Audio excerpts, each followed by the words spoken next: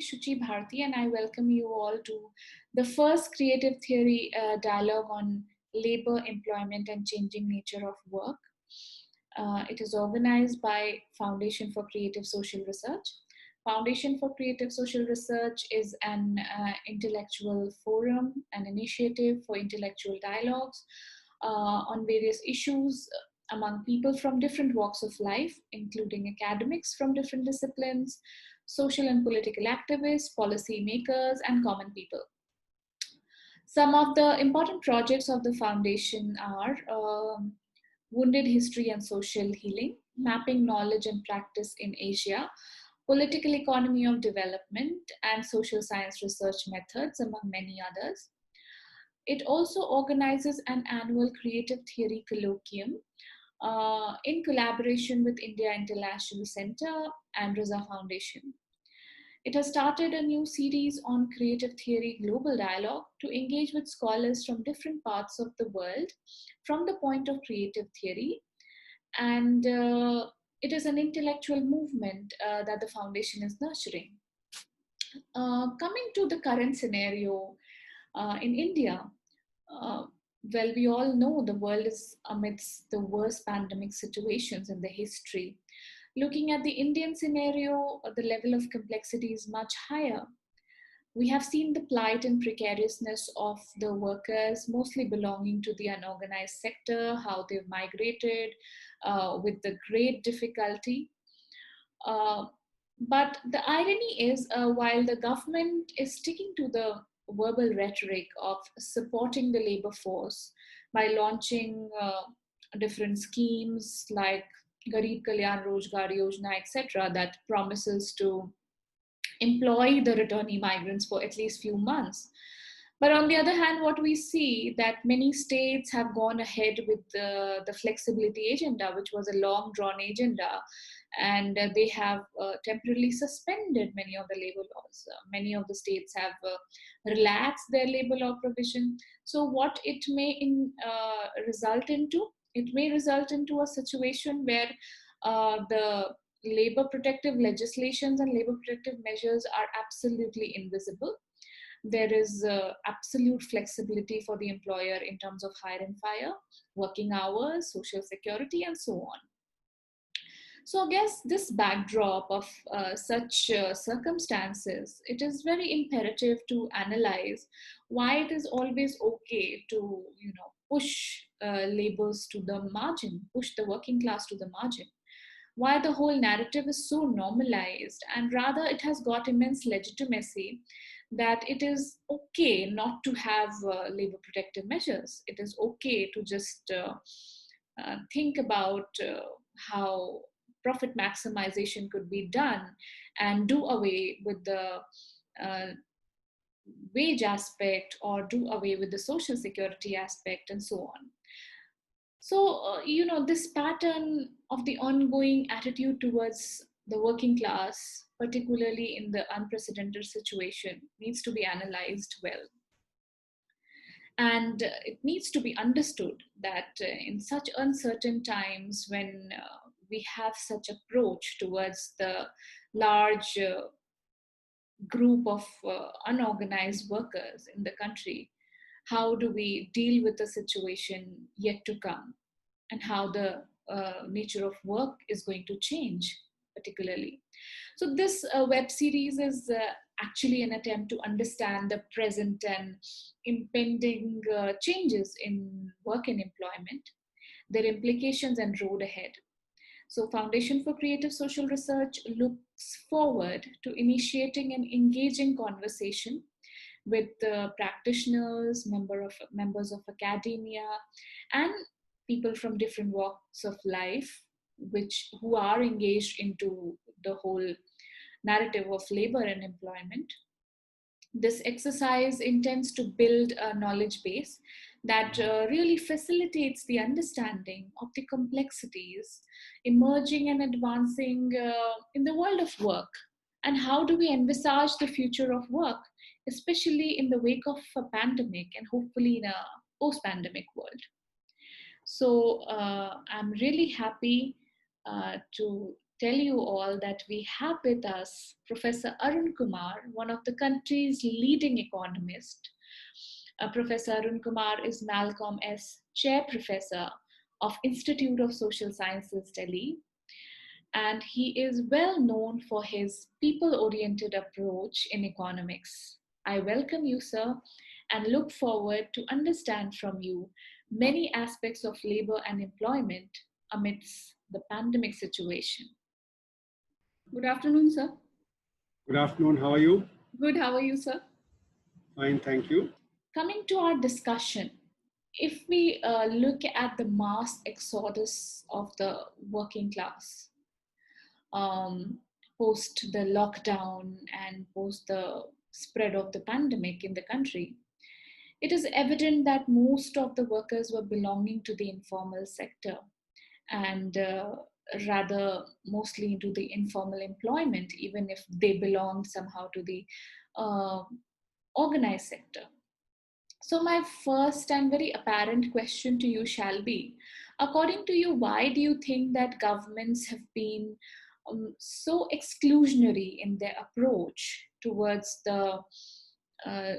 the informal labor, towards the workers into the informal employment, particularly when we have known that their their numbers are very high, and there's approximately 89 to 90% of the workforce into informal employment across formal and informal sectors.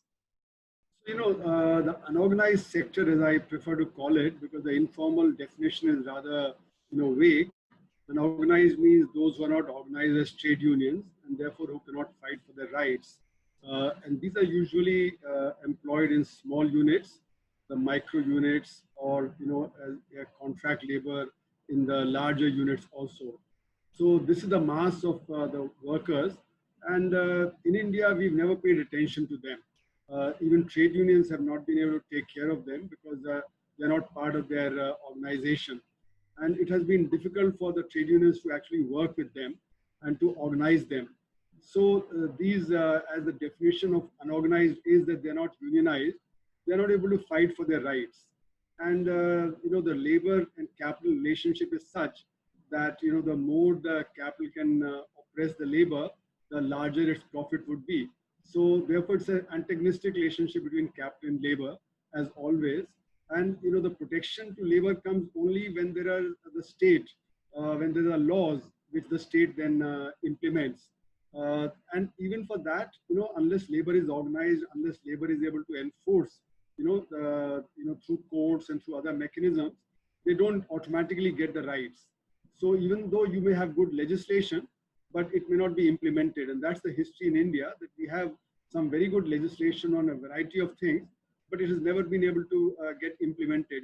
So labor laws are there, but it's very difficult for them to get enforced by the labor, and therefore capital is always able to enforce whatever it wants to do.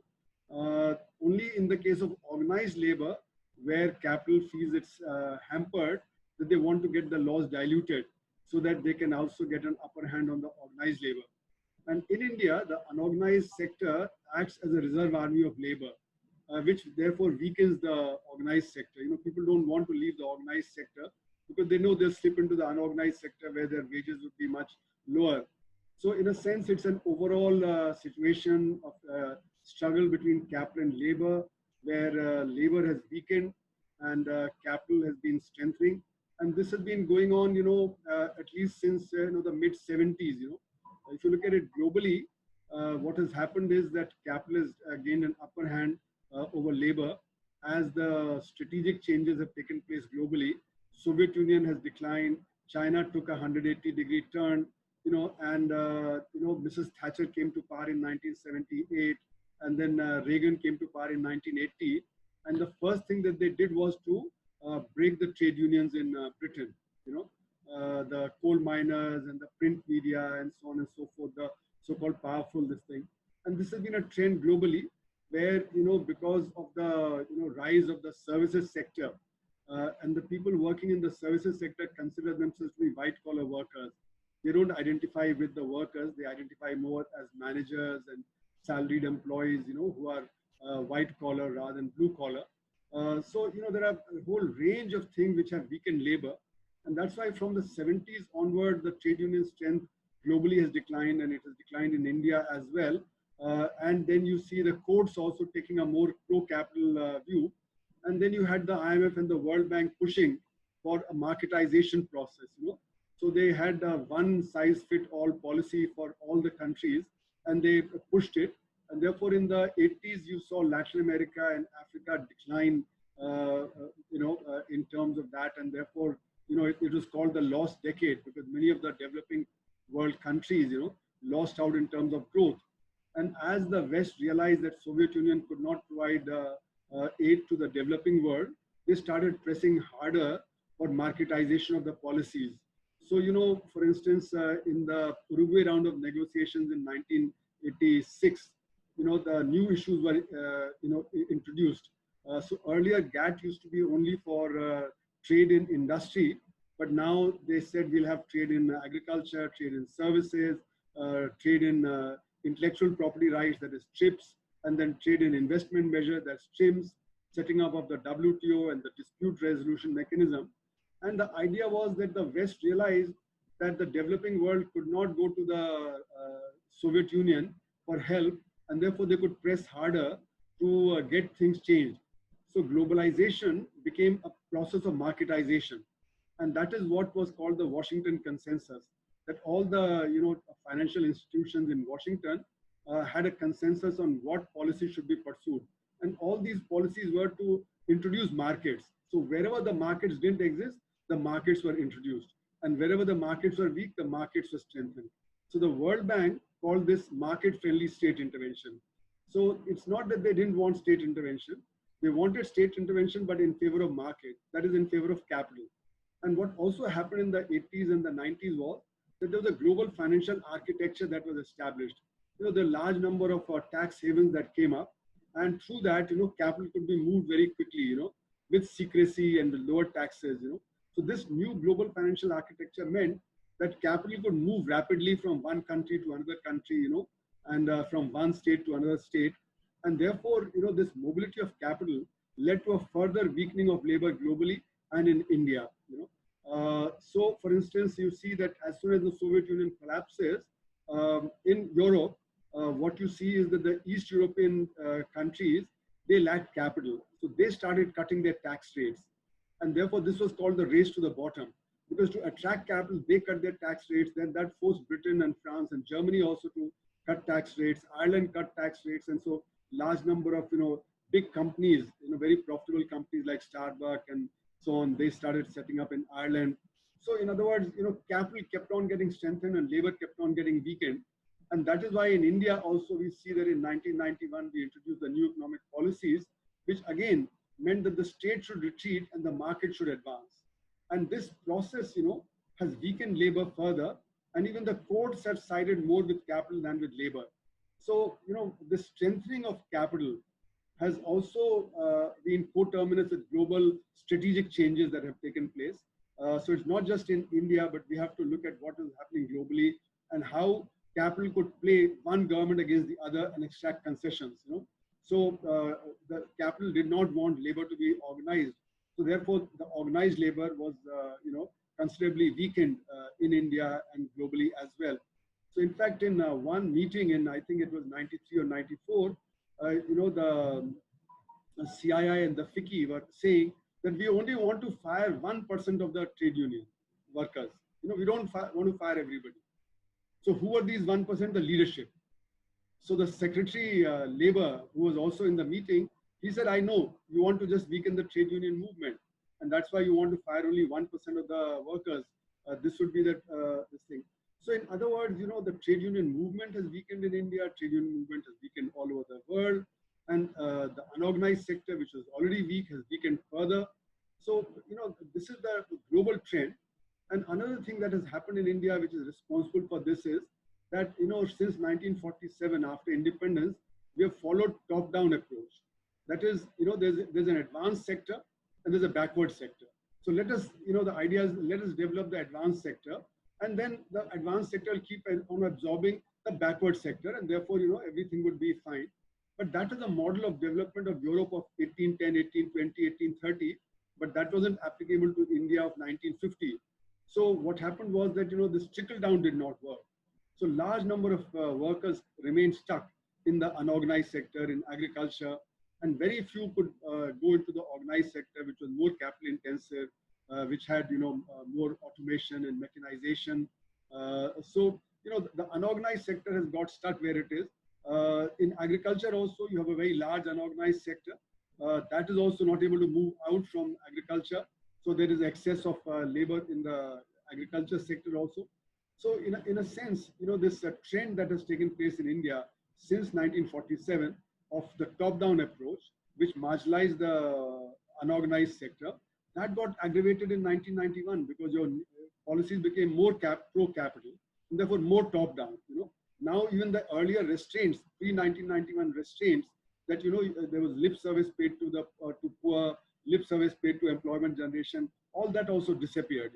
So now post 1991, the situation of labor deteriorated, the situation of unorganized sector workers deteriorated even further, and as you can see, the inequalities rose dramatically after 1991. The businesses could make much greater profit than they could make earlier. Earlier, they would make it through black. Now, even through white, they could make it. So, for instance, I remember in 1991, after the new economic policies came, the cap on the managing director's salaries was removed. So earlier, the cap was, I think, roughly 30,000 rupees per month. That was the cap on the managing director's salary up to 1991, and that cap was removed.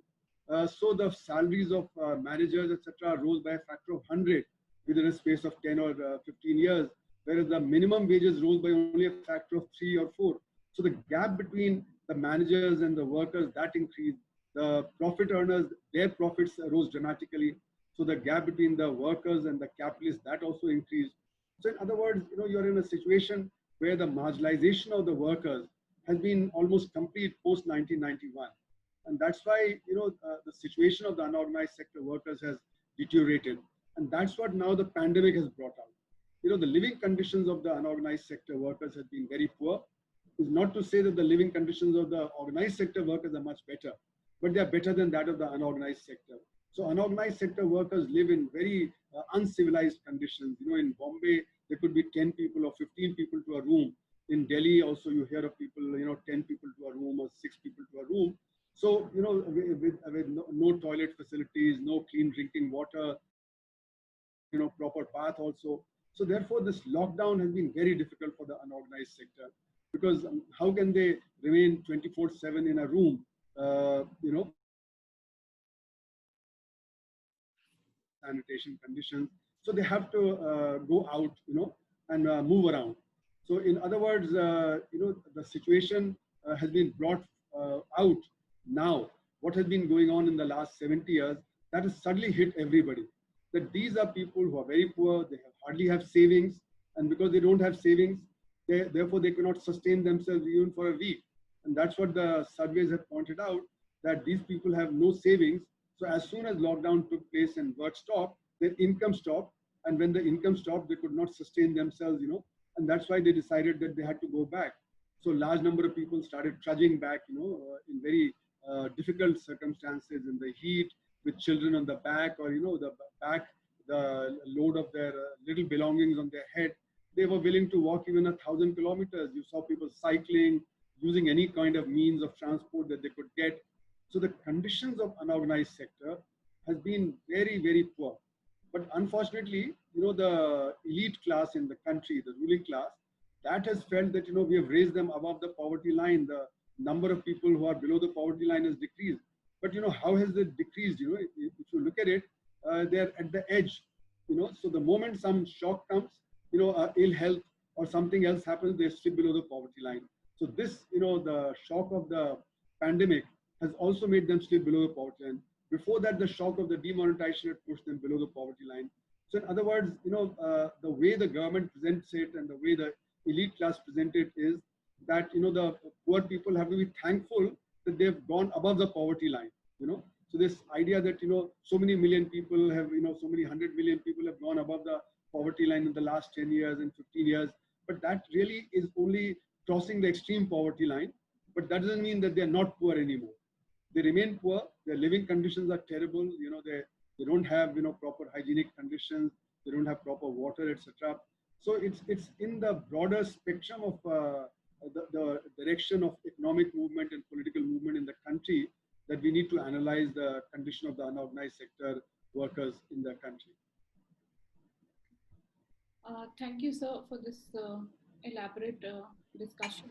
So, coming to the second point from what you explained, do you think that there has been certain very random laws in terms of unorganized workers? Like, for example, there was a legislation which came in around 2008, that is Unorganized Workers Social Security Act, which is probably considered to be one of the most toothless piece of legislations in the country, one can say. So are these kind of legislations, like even if you see the changes in the labor laws, central labor laws, which is taking place right now, are these legislation a part of very strategic move wherein there is a role of the capital as well to make the things very, very toothless and very irrelevant? So, I think we have to understand that capital would like, labor to be under its control, so that it can, get the maximum profit that it can generate, and they are the ones who actually control the government and its policies. So, you can have legislation, which would be maybe perfect legislation, but it may not be implemented, because for implementation, you require organized workers, you require trade unions to be strong, you require social approval in society, you require courts to approve of that. So, implementation of a legislation depends on so many social and political factors. Now, those social and political factors in India are very weak. Those who are in power, they are able to control things. So I would say that even during the UPA regime, when several very progressive legislation were brought in, like right to food and right to employ, rural employment guarantee scheme, and things like that, I think that was a sign of desperation, because the social situation would deteriorate so much that there would be a revolt, and therefore they had to bring in those. So it's not that these were the solutions to the problem, why inequality was rising, why labor's condition was deteriorating, etc. These are only palliatives, that because there's poverty growing, there's unemployment growing, so we need to do something like a rural employment guarantee scheme. We need to give food to everybody, or now this talk of the universal basic income. These are signs of crisis of capitalism, which is forcing a very unequal system, and which is therefore facing a crisis for time.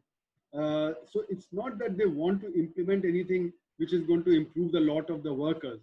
They only want to see that the workers remain where they are, that they are available at low wages, at the least possible wage. And here it is said that, the globalization is what is forcing us to do that, because with globalization, we have to compete with other nations where, the wages are maybe higher, but the productivity is higher also. So in a sense, these are all, I think, excuses. These are all basically what the elite class, what the capitalist class would like to happen.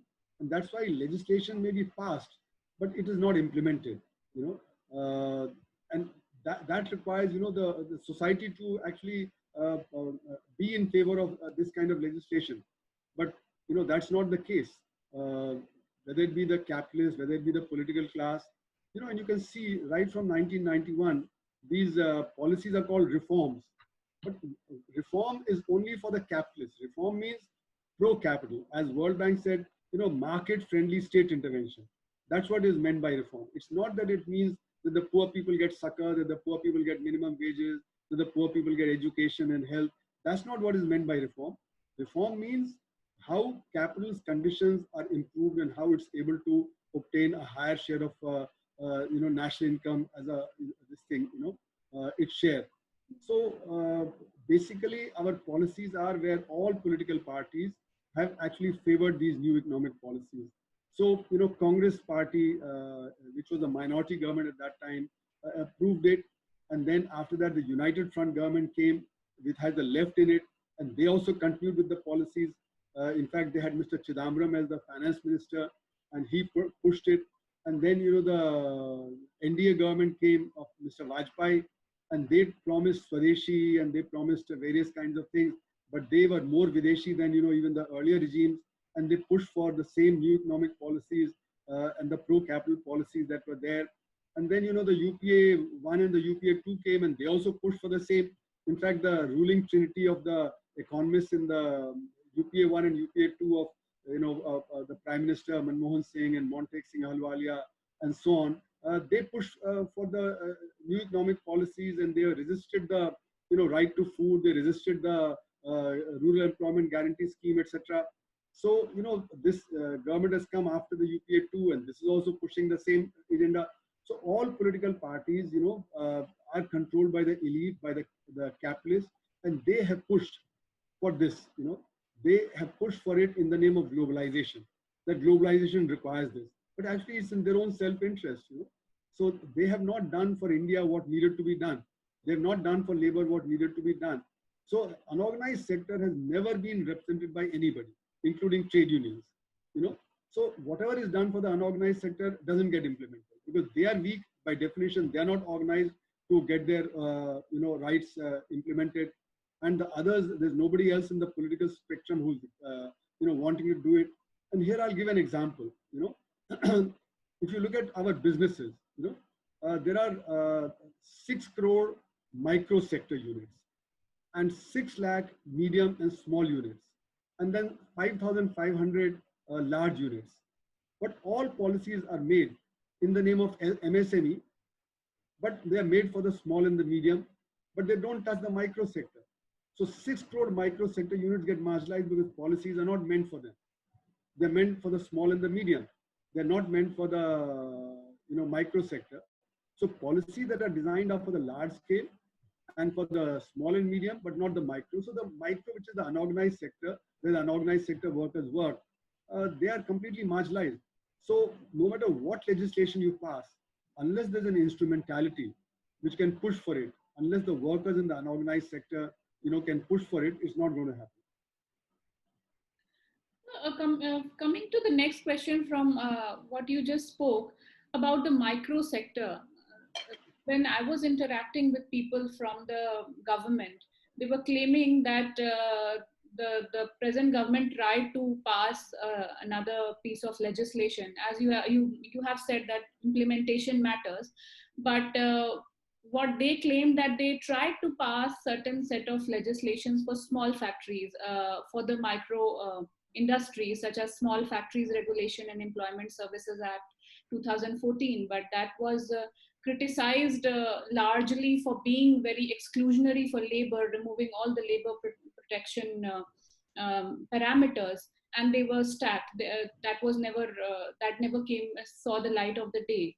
So in that case, what according to you is the way forward? Where on one hand, when you are giving priority to the micro sector, there are labor which are on the back foot, or they are not getting the protection or social security for that matter.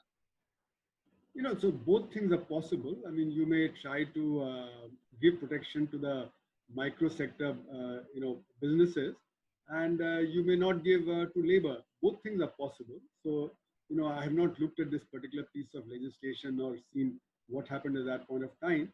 But what I would say is that, the problems of the micro sector are that they have problem of technology, they have problem of capital, and they have problem of market, because they're too small to be able to develop technology or to market properly or to get the finance. So they operate at very, very small level.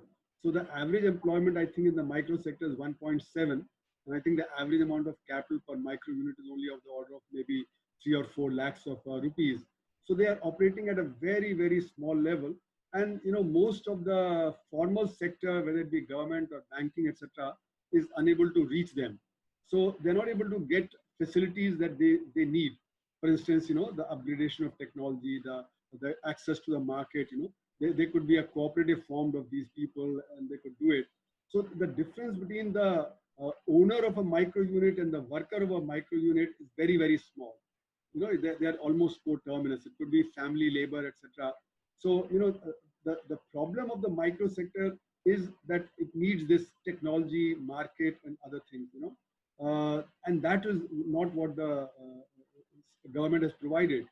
Uh, if I remember right, in China in the 80s, this sector, the micro and the village units, they were provided a lot of support, and they are the ones which form the backbone of the industrialization there, because at that time, apparently they were growing at 35% per annum. So, because of the support that came from the state in terms of marketing, technology, etc. And that is what I think the backbone in China has been, that, with technology available and finance, etc., the industry has done very well. And therefore it has become the center of the supply chain globally, So in India, that has not happened. We have never really been able to provide that kind of support to these 6 crore units, that they could begin to take off and they could begin to grow. They've remained very tiny. They've remained in problem. When they are suppliers to the large units or the medium units or the small units, then their capital is stuck. When they are self-employed, like they are, say, selling a little bit of vegetables in the market and the ready patriwala, or they set up a barber shop at the, pavement, things like that. Then what you find is the police harasses them, and the municipality, workers, they come and harass them, rather than helping them, they get harassed, So in India, the climate for these people in the micro sector and the workers in the micro sector, that has been very, very adverse. So in a sense, what the employers in the micro sector do is exploit the micro sector workers further, because they get exploited by the larger sector. They get exploited by the police and the municipal inspectors and various other such people, So in a sense, the chain of exploitation that goes down and finally ends with the workers in the unorganized sector. Now, that requires a wider social consciousness, of how these laws would be implemented, how, the ruling class would support these.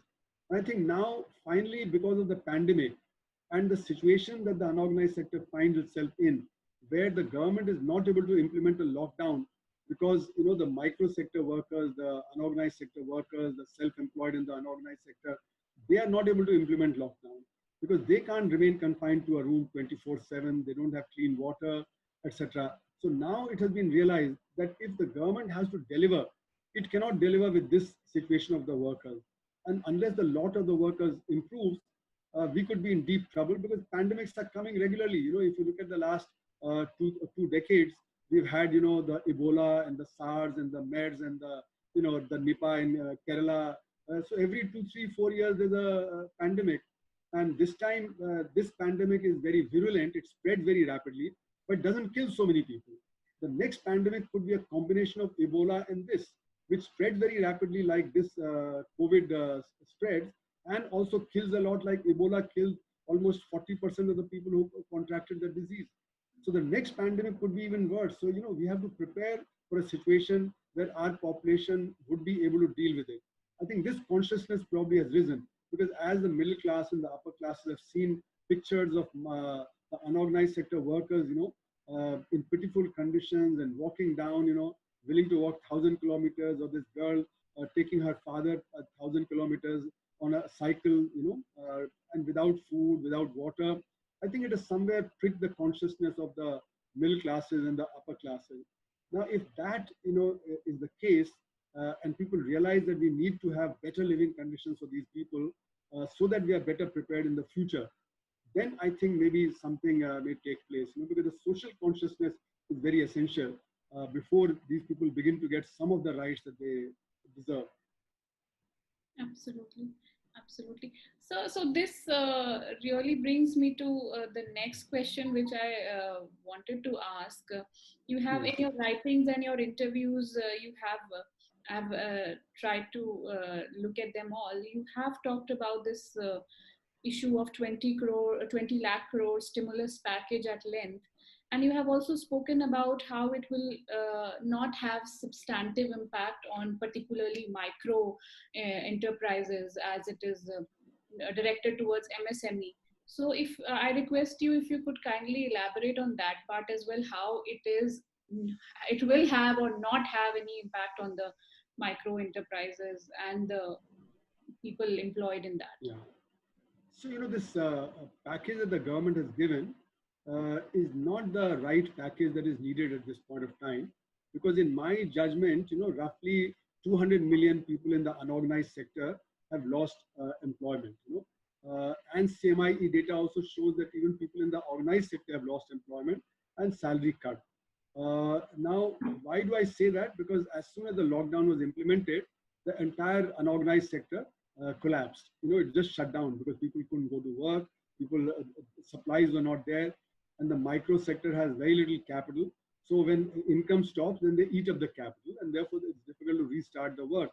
So to prevent the micro units from collapsing, they need aid. They need either loans, they need working capital, or something like that. But when the economy is not working, if you give a loan at that point of time, or you say that, okay, we won't, you don't have to repay the loan, then that doesn't work. Because the loan will help when the economy begins to function, then they can buy raw material, they can, hire labor, and then they can deploy that. But when the economy is not working, then it doesn't work. So what was needed?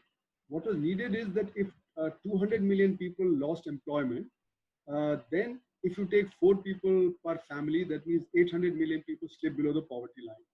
Okay, and this is including whatever was the poverty line number earlier. So if 800 million people slip below the poverty line, they had no purchasing power, they could not buy the essentials of life, then they needed to be supported, and the government needed to come forward and provide them with the essentials of life. So my argument is that even if they are given half the World Bank extreme poverty line, which is $1.9, so half of that would be $0.9, right? So that would be about roughly 70 rupees per person per day. So if you want to give to 800 million people this kind of support, then that would require about 18 lakh crores of rupees, of support. Now, some of that would come in the form of rural employment guarantee schemes, some would come in the form of the subsidy for food and various other things, and some could be of transfer of money to these people. But the overall bill would be roughly about 18 lakh crores of rupees. Now, out of that, I think, the rural employment guarantee scheme got an additional 40,000 crores to begin with, and now there's an additional sum of a fund that may be given now. Similarly, for food, there was 60,000 crores given earlier, now 90,000 crores given. But this is inadequate to support these people. And I think that's deliberate. It's deliberate so that these people who migrated to the rural areas return back to the urban areas when industry begins to refunction. So if you actually gave support to the migrants in the rural areas, then they would not come back. They would stay there, even when industry begins to start functioning in the cities. So I think it's a deliberate ploy by the government to not give what should be given to these people. Now, the problem with that is that today demand is short, and demand is not going to revive very soon because investment is gone and consumption has declined dramatically to only the essentials. So you need to revive employment so that you can have more people with purchasing power, and then that would drive demand. So that's why I argued that you need about 18 lakh crores for that. Then you need to prevent the small and the micro businesses from collapsing. So 6 crore businesses would need about a lakh of rupees each, so that's another 6 lakh crores. So it need about 24 lakh crores. But this package is only largely offering loans. It's only saying that, okay, there's a moratorium, or that we'll provide you support if you set up infrastructure, or this package is saying that we'll, change the laws, like, in agriculture, or for the MSME, or for, the space project, or for the atomic energy. Now, these are all long-term supply side responses. They don't generate demand in the immediate. So the demand generating component is what you're going to give out of the budget, and that, according to various estimates, is 2 lakh crore. And now the PM has, day before yesterday, announced another 50,000 crores. So 2.5 lakh thousand crores is all that is being offered. So in a sense, this is wholly inadequate to revive the economy or to take care of the poor people and the poverty that they are slipped into. And this, as I said earlier, is very, I think, deliberate so that people start returning back. And that's what you see many people who are returning back using railways and others saying, we don't have work in the rural areas, we're not getting any rural employment guarantee scheme work, so we have to come back to the city, even though the pandemic is still there, numbers are rising, but what else do we do? How do we take care of ourselves and our families if we don't get work? So in a sense, this package is not going to revive the economy, because even industry, even if the workers come back, industries are still working at 20%, 30% capacity, because demand is not there. Like in the automobile sector, even though the demand has kicked up a little in June because people want personalized transport, but the sales are still 1/4 of what they were, a year back. So it's not that the automobile sectors are working at 50, 60, 70% capacity. It's still probably working at 25% capacity. And therefore, you find that tax collections have fallen dramatically. In the month of April, as it was said, only 15% of the tax collection took place compared to last year, April. So government's resources are also down very badly. So government is not collecting as much GST, and because large number of companies are shut for several months, they are going to be running into losses. So corporate tax collection will fall, and income tax collection will also fall, because a lot of people in the organized sector also either lost work or their salaries were cut. Like in media, I'm hearing that between 10% to 50% to 100% cuts have been there, and a lot of journalists have been thrown out of work. So, all around, you have a decline in income, so income tax collection will also fall. So I think the tax collection for the government will fall by some like 20 lakh crores. And if that happens, government would not have enough money for, even the usual salary payment, defense expenditure, and interest payment. So where would it get this extra 24 lakh crore that is required for survival? That's why I say that government will have resources only for a survival package and not for anything else. So government must redraw the budget, because the taxes will be less, expenses will be more. So they have to redraw the expenses, they have to redraw. So my estimate is that today the fiscal deficit is running at some like 35% of GDP, because the tax collections have fallen dramatically, whereas expenditures are rising. So there's a huge fiscal deficit, unheard of fiscal deficit. Okay. And if they spend another 24 lakh crore on the survival package, then the fiscal deficit will rise to about 50% of GDP. So the resource base of the economy, which is contracted, that is not going to allow you to do many more things. So all you can do is a survival package, which will generate demand by creating work in the rural areas and in urban areas. So like you have a rural employment guarantee scheme, you need an urban employment guarantee scheme also, because a lot of people in the urban areas, the unorganized sector people, don't have work. The businesses are not functioning at capacity. You can see malls, hotels, restaurants, travel, tourism, all are suffering. So you need to generate employment both in rural and urban areas through employment guarantee scheme. That will pump in purchasing power, and that will slowly revive the FMCG sector, which is working, and then the other sectors which will start working. So my argument is that what we need is a survival package, and the survival package consists of employment generation at the basic minimum, and then providing the essentials of life to people wherever they are, because without that, lockdown doesn't work. If people start moving around and they're looking for food, they're looking for work, etc., then you're not going to have lockdown. Third thing is you have to strengthen your medical capacity, because our medical capacity is very poor. We saw the breakdown in Bombay. We're seeing the breakdown of systems in Delhi. Now, of course, they're setting up medical capacity. And third thing, as I said, is to prevent the micro sector units from collapsing. So this is what I call the survival package. And a part of the survival package also is that if people want to go back to their villages, they should be helped to go back to villages. But first, testing should be done, and then. So one of the things about the medical thing is that we must ramp up our testing and contact tracing so that the disease doesn't spread. Otherwise, without that, we'll not be able to control the disease. And a second lockdown will be needed, like it's happened in Chennai, like it's happening in other parts like Assam and so on. And the second lockdown will be even more difficult. And this second lockdown is a part of the first round of the pandemic. And come October, November, when the pandemic may again spread, like happened with the Spanish flu, there'll be further problem. And therefore, you can't keep on having lockdowns. So have one proper lockdown, like say in South Korea or in China or in some other countries which have managed to control the disease, control it at the root. So like China, it started there in Wuhan, in Hubei province, and they controlled it rapidly by, having a big lockdown, a dramatic lockdown. Similarly, South Korea controlled it, and they did testing and contract tracing, and prevented people from moving around, etc. So that's what we needed to do. We haven't done that. So our package has to be a survival package in which the lockdown can be implemented, and then people can be given work and they can be given essentials, medical facilities can be ramped up, So this is the component that is very essential, and that's what we have done. And our package from the government is, more of a long term and medium term. So as I keep saying, the house is on fire, and we are saying now we are going to buy fire tenders. Now we are going to set up a new fire station.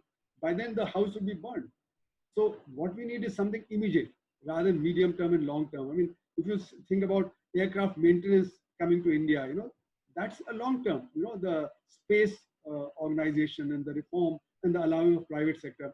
So government is using this pandemic as a crisis to do pro-business policies. Like in the agriculture sector also, they're doing pro-corporate sector policies. All the changes that are being brought about are pro-corporate sector, so as to corporatize. Similarly, in the MSME sector, they have changed the definition so that even the small and the medium becomes like micro. So the distinction of micro just disappears. So these are all policies that they wanted to implement, like on labor also, the policy that they wanted to implement since 2014, the state governments were trying to implement, diluting various labor laws, increasing the number of hours of work, etc., etc. Now that is going to actually make the condition of labor further worse. That's the opposite of what needs to be done. If we have to take care of the pandemic, if we have to take care of the future, then we have to do the opposite. We have to give more protection to labor, improve its working conditions, give housing close to the place of work, give them, enough so that they have a living wage. Without a living wage, how will they, survive? So, what is being done is push an agenda using the fact that opposition has weakened. There's really no opposition at the moment, because everybody is now scared of the pandemic. You can't demonstrate, you can't go out, So therefore, this is being used to push an agenda that was already there. And that's the opposite of what is needed. So can we say like these schemes which are being announced, like the yojanas, the Pradhan Mantri Rojgar Kalyan Yojana, or recently there's this Atmanirbhar Uttar Pradesh Rojgar Yojana which has been announced, which is on the same lines as you have said, that they have announced that they should, the workers, migrant workers should get employment into the making of expressways or the buildings, where definitely the employer shall be the the capitalist. So is it a part of that larger agenda itself, or is it a part of the package, what we can say, or what is the, how do you see this? How I view it is that none of this is going to happen. At this point, when the businessmen are facing a problem of decline in profits, they have spare capacity, new investment is not going to come. Investment has fallen from the private sector, has almost fallen to zero.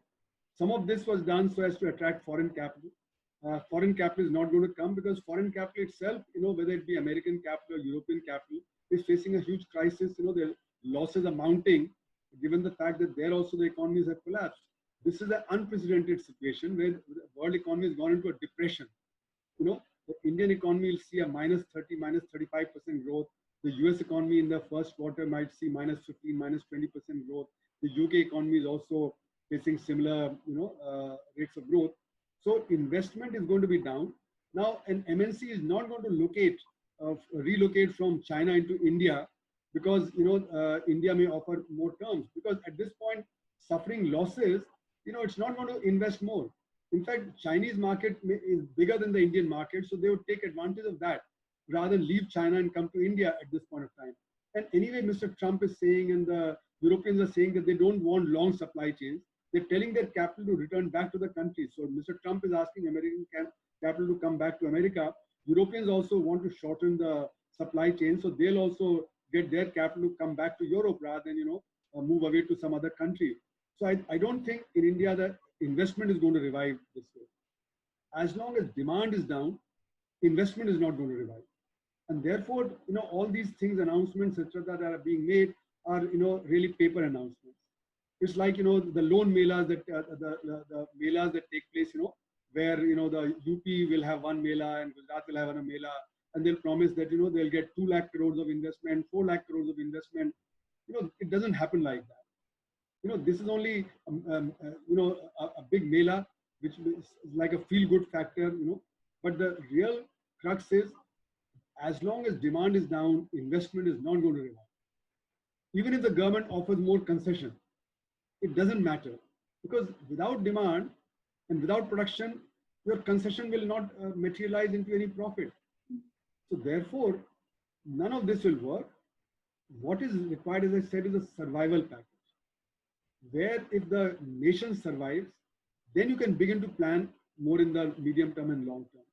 All this is, I think, a misconception that we will return back to January 2020 situation.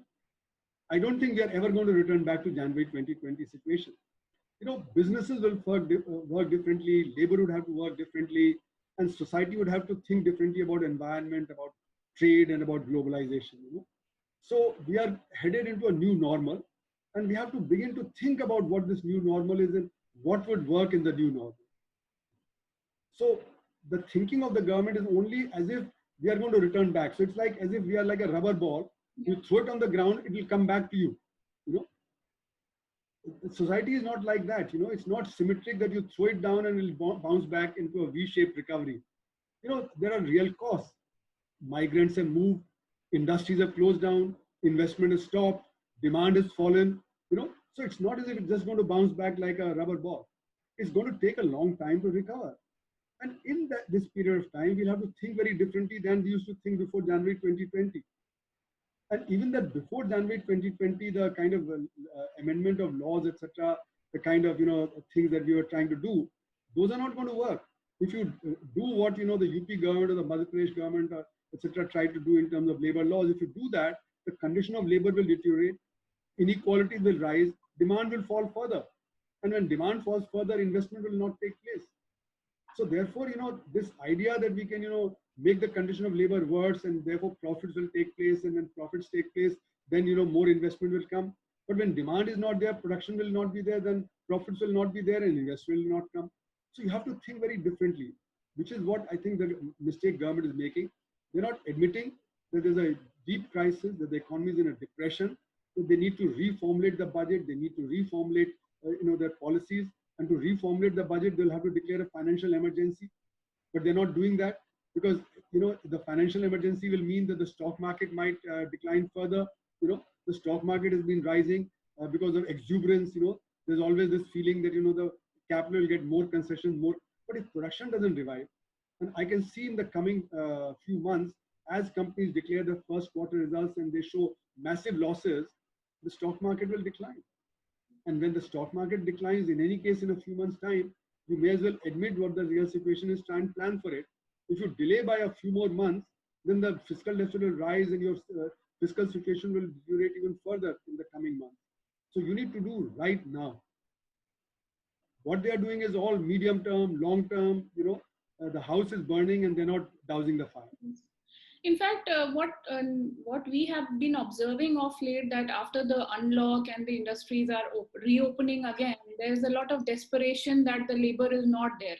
And there are news also from my hometown. I've got to know that there are people, employers sending buses to bring back labor, and they are also ready to incentivize them just to get their work, done again. So I think that could be possible for a very tiny fraction of the organized sector. Exactly. That's not true of the entire organized sector also. In the organized sector, you have airline industry, you have hotel industry, you have restaurants, you have, all kinds of things which are not opening up, So there are only a few sectors where this may be happening. And maybe, you still see pictures at the railway stations of people returning back to their villages because the work is not starting in the cities. And a lot of industries are only working at 20%, 30% capacity. They don't need the full complement of labor. They may need some specialized labor, like say, suppose you have a government construction contract, to get that going because the government can still pay you.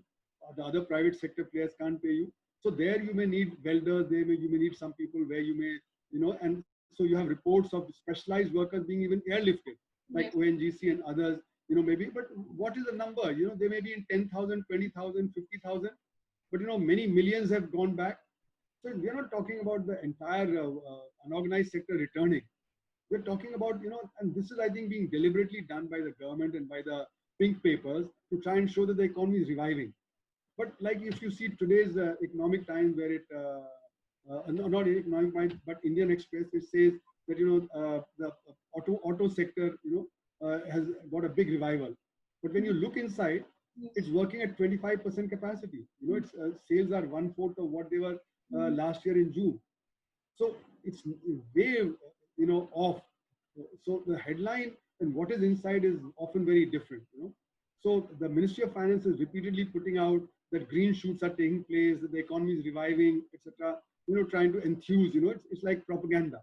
It's like self-advertisement. That you want to enthuse people and give out these stories that people are sending buses, that airlines tickets are being offered, etc., etc. But we have to look at the totality of the picture.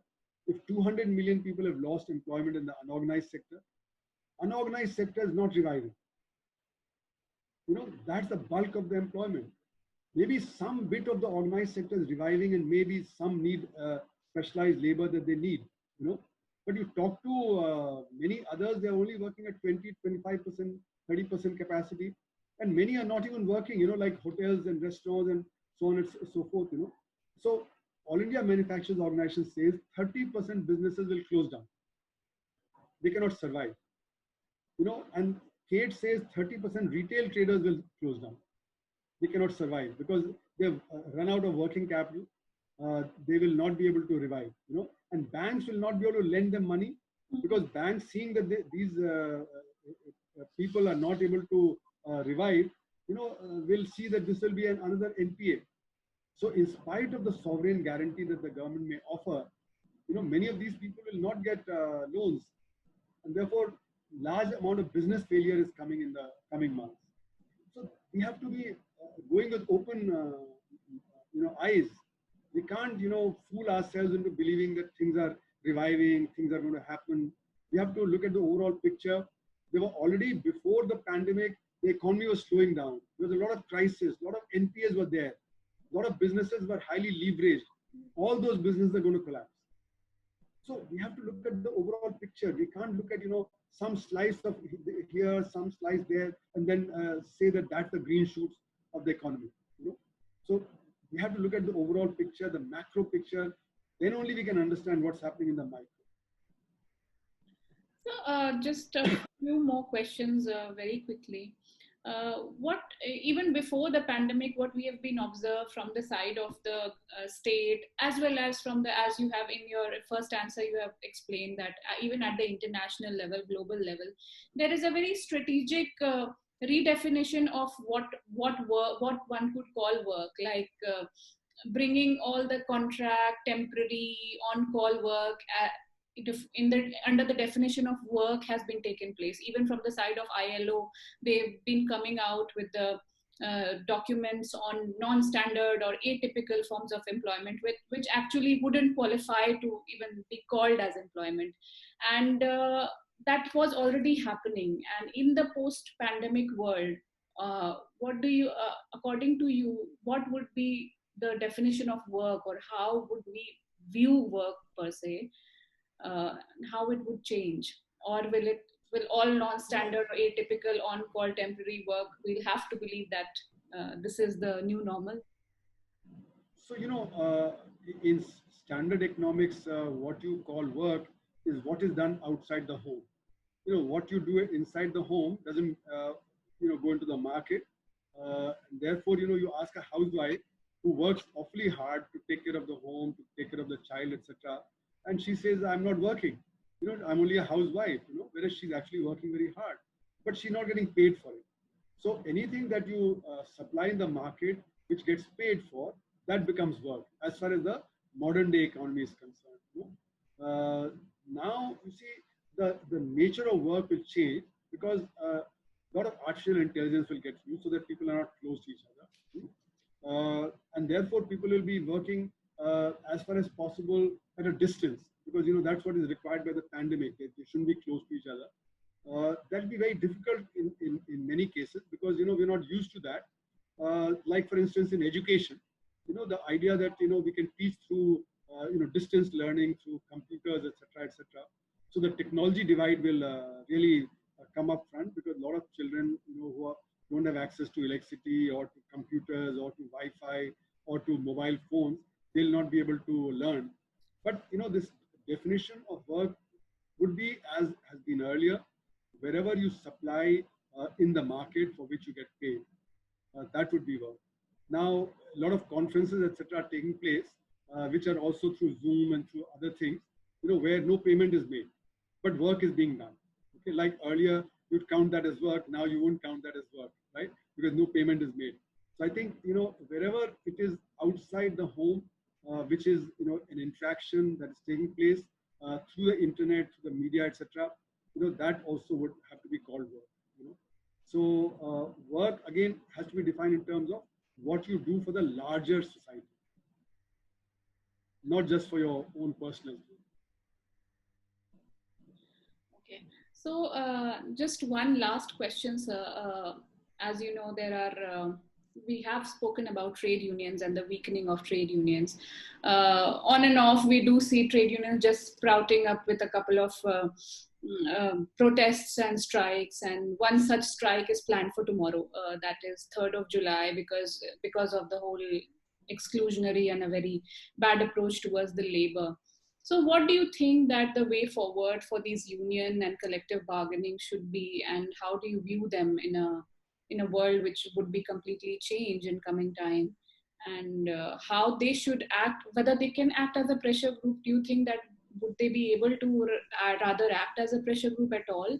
And if there is a scope of being organized and act as a pressure group, how could they go ahead with that? So, trade unions have been very economistic. They have looked at the economic interest of their workers only rather than the wider interest of society. They should have linked up with the unorganized sector, with the rural, workers and so on. But I agree that it's very difficult to do that. So they have been only organizing for their own welfare. So you have powerful unions, say, amongst banking, you have amongst, the other such organized industry and so on. But in spite of attempts being made that they need to link up, but most of them have felt that they are now white collar workers. They're no more blue collar workers. So there's a labor aristocracy that has come into being in the Indian context. Now the workers have to realize that that is not going to pay them dividends. They have to work for the larger interest. So for instance, in the banking sector, there's been a lot of corruption. And, I have been since 1991 interacting with the trade unions in the banking sector. And I've been saying, why don't you expose the corruption? Your people are the ones who are actually employed, and they know what's going on inside the bank. So you can see that this crony capitalism doesn't work. You expose it, but they don't do it, So in a sense, the larger interest of society has to be represented by the trade unions. They are seen as being narrowly constituted only for a narrow interest of a small segment of society. And that's the advantage that capitalists take. The capitalists also take advantage of the fact that there's a huge division, a political division among the trade unions. The Congress trade union and the BJP trade union and the left trade union and so on, So the trade union movement has got divided, And this is how, for instance, George Fernandez used to tell me, that in the 60s, Shiv Sena and Datta Samant was set up to break up the trade union movement in Bombay because trade union movement was getting strong. So to divide up the trade union.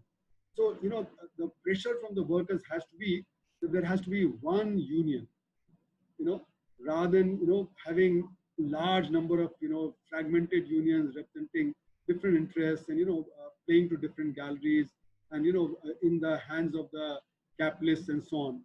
So trade union movement would do that only if it, begins to represent the wider interests of society, when it has an ideological mooring and not just only an economistic thing. So I think the trade union movement in India has to progress, at the political front. And our political parties also, have to back trade unions, but political parties only use trade unions for their own narrow purposes. They don't, think of the workers' interests. So that's the pain, that political parties are in the hand of the moneyed people, and the moneyed people only want to use trade unions to push their own self-interest rather than to push the interests of the wider society. So this interrelationship between trade unions and the political parties also is something that the trade unions have to think about. And then, as I have been saying since 1991, that we need to widen the consciousness of everybody. So there has to be greater interaction of trade union movement with academics, with intellectuals, with the farmers, with the unorganized sector. So even if they're not able to mobilize them, they should at least be aware of their conditions and they should cooperate. So for instance, we had the National Alliance of People's Movement, which was a movement of various NGO groups that were working with the various segments like fish workers and the Chhattisgarh Mukti Morcha and so on. But they have not been able to combine together to form a one coherent whole. They all fight separately. So even though the NAPM was formed in 1993, but hasn't become the force that it could have become, because they need to get in touch with the trade unions, and the trade unions have to be in touch with them and work together. So all those are working for the interests of the marginalized groups. They have to come together, and that requires some ideological basis, some political understanding, a common political understanding. And maybe the pandemic is a time of crisis where this kind of understanding can be built up. Let's hope that something like this comes up so that there's big change that takes place. But then, the past tells us that big changes don't come in ordinary times, but this is an extraordinary time. Maybe it might happen, but again, we can't be certain. Political scientists have to tell us a lot more about what needs to be done for this kind of political change to take place. Exactly. That's right, sir. And I think as different fraternity also, we need to come together and work together and bridge this divide of between different subjects, say political science, sociology, economics, and so on. Thank you. I agree. Social sciences should be a whole rather than all separate disciplines. Yes. Yes. Thank you very much, sir, for such an enlightening and knowledge-sharing session, and making us understand the complexity that really exists in the governance and particularly the implementation part of the legislations and the policies. And as you rightfully noted, that our collective work as social scientists is far from being done. There is a dire need to look labor through the socio-political lens and build a wider social consciousness where one could assess and proactively work to bring labor back into the discourse. One should really work for a system where labor rights are not only protected, but we also move forward in terms of advancement to a world where working class should be empowered enough to assert the rights. Although we all know that in a post-pandemic world, the nature of work may completely change.